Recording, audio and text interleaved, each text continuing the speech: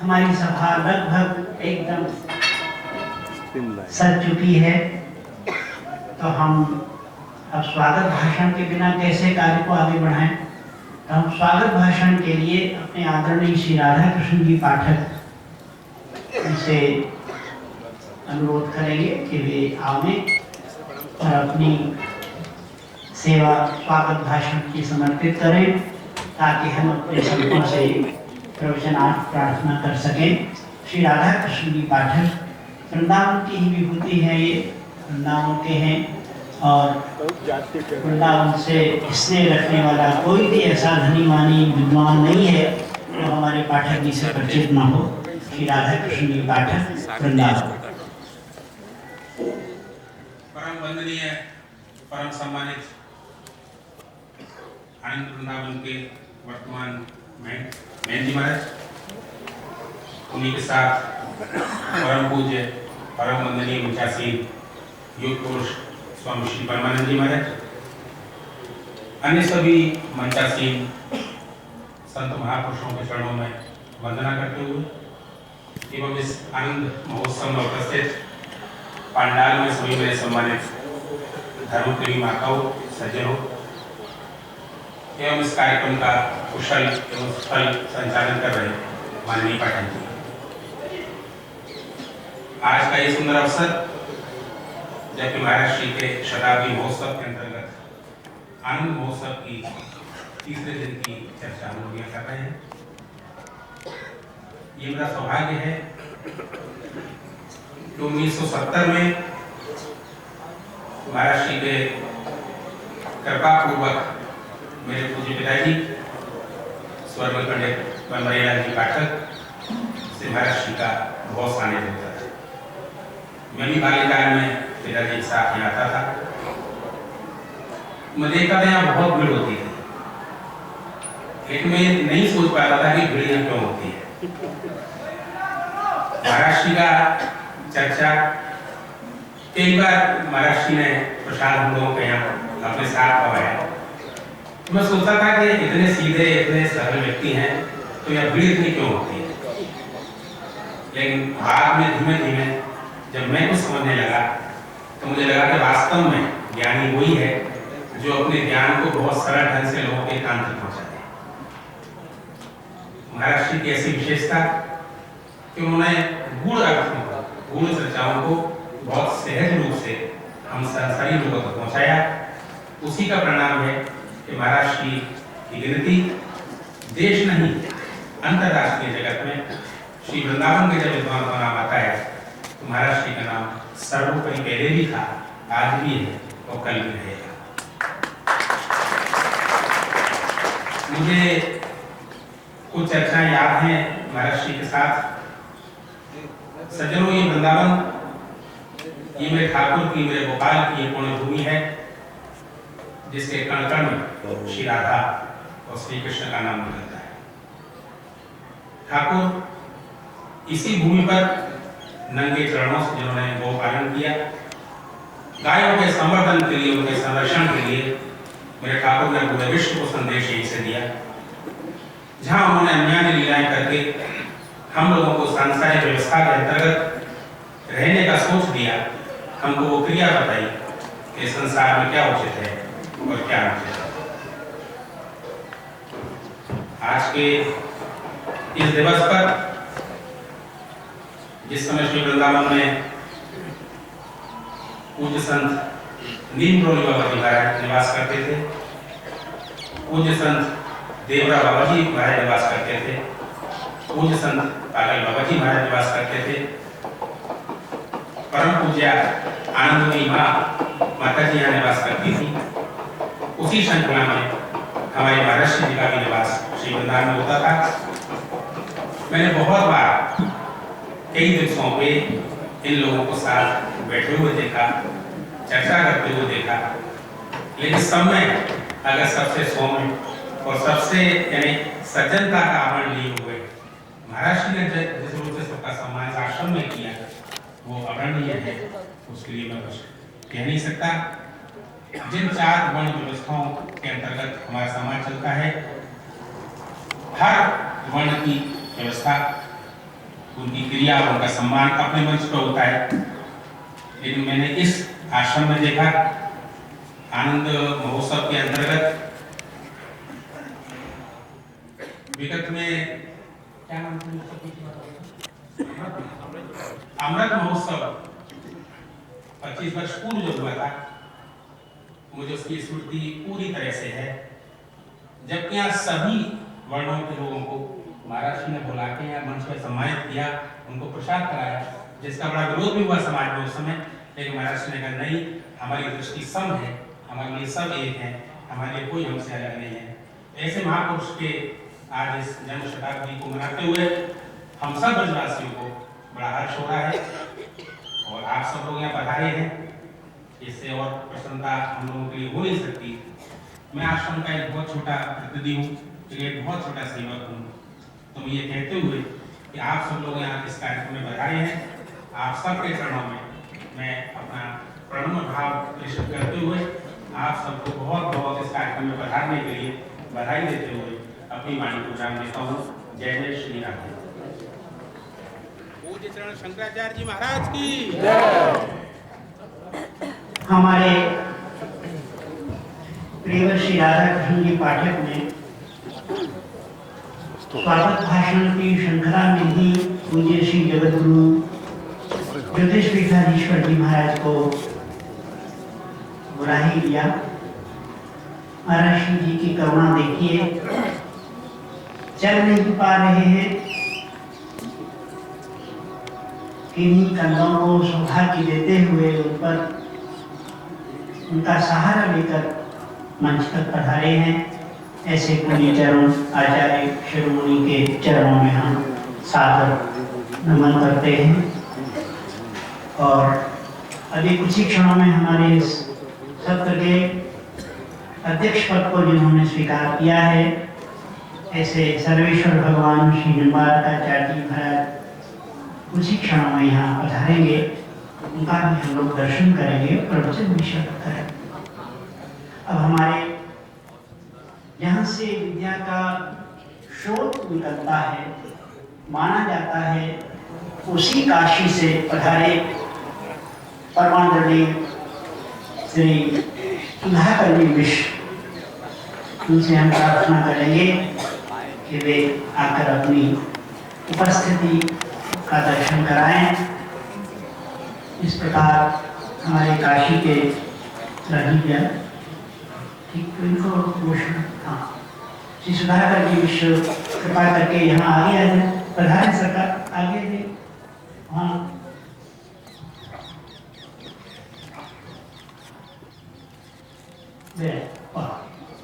बड़ी कृपा। दरअसल जब कभी कोई वक्ता विद्वान किसी कारणवश विलम्ब हो जाता है तो हम लोगों का घाटा हो जाता है। हम सुनना चाहते हैं उनको आधा घंटे, लेकिन सुन पाते हैं 5 मिनट 7 मिनट, क्या तो महाराज समय की व्यवस्था को देखते हुए बोलने से डरते हैं, जबरदस्ती वाह, क्या हुआ, बड़े उदार हैं आप। गुरु ब्रह्मा गुरु विष्णु गुरुदेवो महेश्वरः गुरु साक्षात् परम ब्रह्म तस्मै श्री गुरवे। सर्वत्र वो रक्षतु विश्वमूर्तिः ज्योतिर्मयानंद घनश्चिदात्मा अणोरणीयान् गुरुशक्तिरेकः स ईश्वरः पातु भयादशेषात्। यस्याव्रत प्रभावेण वेदान्तेति रुचिर्मम तां वाग्देवतां नम सततं हंसवाय। हम आनंदवन से पढ़ारे हैं। काशी का एक नाम आनंदवन भी है। भगवान विश्वनाथ बड़े आनंद से वहां रहते हैं, इसलिए उसका नाम है आनंदवन। काशी तो त्रिलोकी से न्यारी नगरी है, अद्भुत है। वहीं का एक मैं संपूर्णानंद संस्कृत विश्वविद्यालय में वेदांत का अध्यापक हूँ। शिष्टाचार शिष्टाचार तो सब ऐसे ही है। काशी के लोग अक्खड़ होते हैं, प्रसिद्धि है। मंच का कोई व्याकरण मुझे मालूम नहीं, बुला दिया गया पिताजी के पुण्य के प्रभाव से, अपने पूर्वजों के पुण्य के प्रभाव से, ऐसे ऐसे संत महात्माओं की कृपा का प्रभाव है कि मैं यहाँ उपस्थित हो गया हूँ। बस इतना ही हमारी योग्यता है। ऐसे महापुरुष से इस शरीर को प्राप्त करने का अवसर मिला, हमारे पूज्य पिताजी श्री देवस्वरूप मिश्र जी, उन्हीं का ज्येष्ठ पुत्र हो। महाराज जब श्री का मैं प्रथम बार दर्शन किया था, सन 1983 का समय था। पिताजी विश्वविद्यालय के काम से मुझे लेकर के आए थे, मैं छोटा था। एक चौकी लगी थी, उसी पर महाराज श्री बैठे थे, मैं देख रहा था, मैं नीचे बैठा था। पिताजी को बहुत बहुत आदर देते थे, कुर्सी पर बैठाए। जो घटना हमारे मन में उस समय आई उसको मैं बताता हूँ। देखिए, महापुरुष का छोटा सा कार्य भी किसी व्यक्ति के जीवन में कितना बड़ा महत्व रखता है। मैं बच्चों के अतिरिक्त किसी को चम्मच से दूध या चाय पीते नहीं देखा था किसी को। महाराजा श्री शायद उनके अंतरंग लोग जानते हो, मैंने उस समय देखा तौलिया रखी गई, चांदी का कटोरा, और उसमें से महाराजा श्री चाय, पिताजी से पूछा, उन्होंने चाय लेंगे? पिताजी ने कहा नहीं। वो नहीं किए तो हमको लेना ही नहीं था। उत्सुकता तो थी, बचपन में रहता है कि पी जाए। जब वो चाय पीना शुरू किए, लगता जो हो चाय कहा था उन्होंने, और चम्मच से वो पी रहे थे, सिप करना जिसको कहते हैं। लगता था कि ब्रह्मानंद में डूबा हुआ ये व्यक्ति है। जिस व्यक्ति का व्यवहार नहीं ठीक होगा, व्यवहार से ही उसका दर्शन हो जाता है कि व्यक्ति कितना डूबा। और ऐसा लग रहा था कि साक्षात भगवान का ही अन्नम ब्रह्मित्युपासित लिखा भी है। तो बाद में ये सब जब हमने पढ़ा अन्नम ब्रह्मित्युपासित इत्यादि, तब उस पंक्ति लगी। अर्जुन को भी संदेह हो गया कि भगवान आप कह तो रहे कि ज्ञानियों के यहाँ जाइए, ज्ञानियों के यहाँ जाइए, कैसे पहचाना जाए कि कौन ज्ञानी है? लक्षण क्या है? स्थिता प्रज्ञा से का भाषा समाधि स्थस्य केशव लक्षण होता है। वो जब गुरु के पास उपनिषद में कथा आई है, जब वो शिष्य आया है और पशुओं ने जब उसको ब्रह्म विद्या का उपदेश कर दिया है, ब्रह्म विद्या मुखम ते भाति सौम्य। धनिक को कहना नहीं पड़ता कि ये धनी है, उसकी श्री बोलती है, मुख बोलता है कि ब्रह्मविद है। महाराजा श्री को देखने से उनके व्यवहार लगता था कि विदेह बैठा हुआ है, कोई हाथ मशीन की तरह चल रही है। वो दृश्य मुझे आज तक नहीं भूलता। एक बार वहां दर्शन हुआ, दूसरी बार महाराजा श्री काशी गए, वही शायद अंतिम यात्रा थी काशी की उनकी, तो वहां दूर से ही उनको सुना, दर्शन किया। ऐसे महापुरुष के जन्म शताब्दी समारोह में मुझे आने का जो सौभाग्य मिला है, इसके लिए बाबा विश्वनाथ, भगवान श्री कृष्ण कहते हैं कि बाबा विश्वनाथ की जब कृपा होती है तो वृंदावन में उस व्यक्ति को भेजते हैं। हमारी भक्ति कृष्ण में नहीं, हम हटाते भी हैं कृष्ण से मन, लेकिन बार बार कृष्ण खींचता है। ये तो प्रत्यक्ष है। अभी दिसंबर के महीने में पूज्य पिताजी का स्वप्न हुआ, मुझे भागवत सुना, शुरू किए भागवत सुनाना, बिना गया, फिर शुरू किया, फिर बिना गया। तब तक प्रोफेसर पद पर हमारी नियुक्ति कर दिया। अब हमने शुरू किया, तृतीय स्कंद पूरा हुआ था, तब तक सूचना मिली कि आता है आज ध्रुव गमन सुनाना। इस प्रकार से कुछ विचित्र तार जुड़ा होता है, जिसके माध्यम से प्रकृति अपना सारा कार्य कर रहा है। ब्रह्म 5 मिनट और समय लेंगे बस। हमारे सतीर्थ महाराज श्री शंकराचार्य पिताजी के साथ संबंध रहा, तो जब ऐसे ऐसे लोगों का दर्शन हो जाता है, उत्साह थोड़ा और बढ़ जाता है। लेकिन उस उत्साह का मैं कुफल आप लोगों को नहीं भोगने दूंगा, ज्यादा समय नहीं दूंगा। लिखा कि ब्रह्म विद्या का महत्व क्यों है इतना, क्या कारण है कि आत्मविद्या प्राप्त करो, आत्मविद्या प्राप्त करो। तस्मात् आत्मज्ञम अर्चयेत् भूतिकामः, उपनिषद चिल्लाता है। अगर ऐश्वर्य की कामना हो, लौकिक उन्नति, पारलौकिक उन्नति तो मिलती है। बहुनाम जन्मनाम अंते ज्ञानवान माम प्रपद्यते। यहाँ प्रश्न होता है कि बहुत सा कौन सा जन्म है जिसमें आदमी भगवान को प्राप्त करता है? उसका नियम कहीं नहीं लिखा, किसी भाष्यकार ने ये नहीं लिखा कि किस समय बहुनाम जन्म कब होगा, कब माना जाए कि ये अंतिम जन्म है। जिस क्षण, जिस जन्म में महापुरुष का दर्शन होता है, वही क्षण अंतिम जन्म होता है। ब्रह्मविद का जिस क्षण में साक्षात्कार होता है, वही अंतिम जन्म है। उसके बाद 3 जन्म लगता है। अगर आलस्य किया तो 3 जन्म, नहीं उसी जन्म में 12 वर्ष यदि ठीक से लग गया तो मुक्ति होती है, ब्रह्म विद्या की प्राप्ति होती है। और ऐसे ऐसे ब्रह्मविद अभी भी हमारे ऊपर कृपा रखते हैं, नहीं तो इतना हम बोल ही नहीं पाते। ये भाव भूमि में बैठा हुआ व्यक्ति वही बोलेगा, ये जो बड़ा निष्ठुर होगा, अनेक महापुरुष की कृपा होगी। निष्ठुरता इसलिए कि भाव विभोर हो जाएगा, आदमी बोलेगा क्या, इतना भक्ति में लोग बैठे हुए हैं, शब्द निकलेगा महाराज बुलवाना पड़ता है कि यहाँ भाव भक्त भी बैठे हुए हैं। भजते असौ इति भक्त लिखा है। भक्त कौन होता है? जो भगवान का भजन करता है वो भक्त नहीं। भगवान जिसका भजन करे वो भक्त होता है। इसीलिए भागवत में कहा भागवत भगवान की कथा कम है, भागवत भगवान के भक्तों की कथा ज्यादा है। भगवान अपने भक्तों के स्मरण से ज्यादा प्रसन्न होते हैं। उनके यही लक्ष्य रख करके आनंद महोत्सव में विद्वानों को बुलाना, भक्तों को बुलाना, संतों को बुलाना, ये जो यहाँ चल रहा है इसका उद्देश्य यही है। क्यों ब्रह्म विद्या की शिक्षा दे? तो लिखा कुलूक भट्ट ने मनुस्मृति की टीका में, अभ्युदय व्यसनयोः हर्ष विषाद प्रशमन हेतु ब्रह्म विद्या क्योंकि वेदांत का विद्यार्थी तो कुछ महाराज जी की अद्वैत में निष्ठा थी, इसलिए कुछ अद्वैत का आना चाहिए। क्यों ब्रह्म विद्या?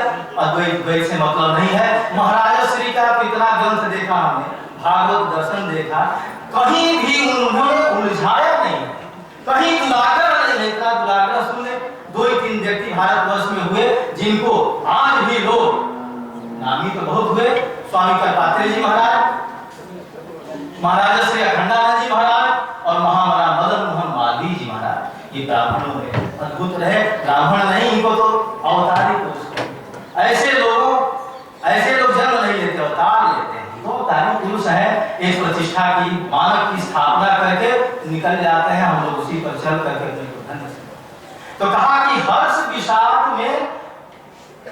विषाद पर नियंत्रण कैसे हो? अधिक मिल जाए तब भी खराब। लॉटरी खुल गई 10 अरब की, 8 फेल हुआ, खत्म।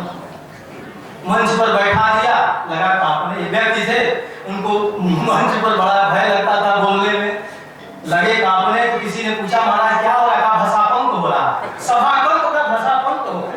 सभा में तो भाग देवता तो बड़ी कृपा, पिता की कृपा हो, गुरु की कृपा हो, संतों की कृपा हो, महापुरुषों की कृपा हो, तब भाग देवता नृत्य करती है, नहीं तो कोई भसापंक होने लगे। कहा कि अभ्युदय व्यसनयोः, बहुत अभ्युदय हो जाए तब भी दिक्कत करता है। राज्य मिल गया, पद मिल गया, पगलाने लगता है संतों को गाली दे दे, सीता को गाली दे दे, सावित्री को गाली दे दे, राम को गाली, पहिला काम यही करता है। जाते नीच बड़ाई पावा, सोहट पति महिताई रखा। इसलिए हर्ष और विषाद, बहुत बड़ी विपत्ति आ गई, संकट आ गया, लाश हो गया, कुछ बहुत बड़ा हानि हो गई, उसको भी सहना बड़ा कठिन होता है। तो पहले तो व्यवहार आवे ठीक हो, तब अध्यात्म तो ऐसे ठीक हो जाता। पिताजी कहते थे कि गृहस्थ होना कठिन है। गृहस्थ होने में क्या 2 पैसे का गरुआ लगाया, गृहस्थ होना बड़ा कठिन है। हर ठीक हो, घर ठीक हो, वर ठीक हो, तब कोई कन्या देगा। विवाह बहुत कठिन, समाधि तो अकेले में भी लग जाएगी, गृहस्थ आश्रम अकेले में नहीं चल सकता। महाराज श्री ने दोनों आश्रमों का प्रतिष्ठा स्थापित किया। महाराज श्री के सुपुत्र बोलते थे, आत्मा वही जाए थे पुत्र, गृहस्थ होते हुए भी सन्यासी। देश गृहस्थों का है, सन्यासी लोग तो जबरदस्ती अधिकार करते हैं। इसीलिए सनक सनंदन सनातन शरद कुमार को बना करके ब्रह्मा रोए, लेकिन इन लोगों ने खत्म कर दिया उनका जो बाजार। इस प्रकार से अभ्युदय और व्यसन में जब मन नियंत्रित हो, उसके लिए ब्रह्म विद्या की प्रतिष्ठा किया गया। ब्रह्म विद्या को इसलिए लिया जाए कि हर्ष और विषाद में मन नियंत्रित हो। ठीक। दूसरा कहा आत्मविद्या का उपदेश किसको करना? कहा कि ब्रह्म विद्या सर्व विद्या प्रतिष्ठान अथर्वाय ज्येष्ठ पुत्राय प्राप्त। ज्येष्ठ पुत्र को सारी संपत्ति दी जाती थी, उसको सबसे बड़ी संपत्ति ब्रह्म विद्या, और एक भी कुल में ब्रह्म विद्या को प्राप्त कर लेगा, बहुतों का कल्याण। इस प्रकार से ब्रह्म विद्या की भारतवर्ष में अध्यात्म का महत्व है। और विद्या सीखने के लिए लोग विदेश जाते हैं, कोई आज तक ब्रह्म विद्या सीखने के लिए विदेश नहीं गया। सारे लोग बस 1 मिनट में। इस प्रकार से कुछ चांचल्य का प्रदर्शन करने के लिए हम लोग को बुलाया गया है। किंचित प्रदर्शन करके बाबा विश्वनाथ, माता अन्नपूर्णा, संतों को तीर्थ है, पिताजी से कुछ विद्या का संबंध आपका रहा, और बचपन में हम लोग खेले हैं आपके ऐसे महापुरुषों के चरणों में, भक्तों के चरणों में अपना अभिनंदन निवेदन करके यही पूर्ण करते हैं। ओम पूर्णमदः पूर्णमिदं पूर्णात् पूर्णमुदच्यते पूर्णस्य पूर्णमादाय पूर्णमेवावशिष्यते। श्री राम जय।